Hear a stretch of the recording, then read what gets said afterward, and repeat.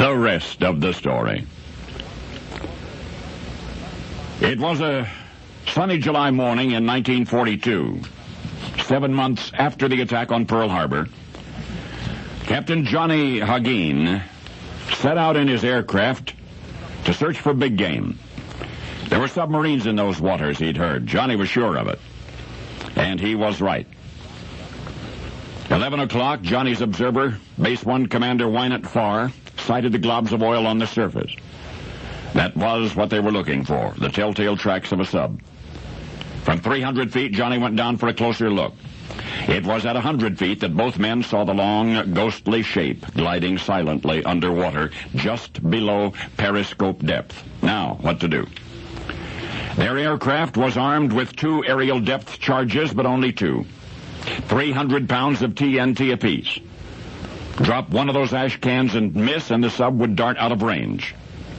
It was Commander Farr who suggested that they stalk the sub a little longer. A few feet closer to the surface, and she would be theirs. Captain Johnny reduced speed and began circling. Soon it was noon, and then it was 1 o'clock, and then 2. The submarine continued in a straight line, apparently oblivious to the predator trailing her. At 3:30, Johnny looked at his fuel gauge. Not much time to finish the job, and the sub was still too submerged for a sure kill, but then it happened. The long, dark shape in the water grew more distinct. The sub was edging toward the surface. It was now or never for Hagin and Farr. Under 100 feet now, swooping down from behind, Johnny was at the sub's bow when he leveled off and pulled a release cord. The concussion shook the plane as the plane veered away. Commander Farr looked back to see a geyser of oil and water. And then for a fleeting moment, the sub's gun deck, breaking the surface. "We've got to make sure," said Captain Johnny. So he circled back. Staring into his bomb sight, he released the second depth charge. Direct hit. Mission accomplished. Hagin and Farr would now report back to base. They would report back to base in Atlantic City. Atlantic City?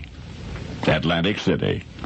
For you see, the U-boat, the German U-boat sighted and eliminated by Captain Johnny Hagin and Commander Wynant Farr, was encountered in July of 1942, only 24 miles off the coast of New Jersey.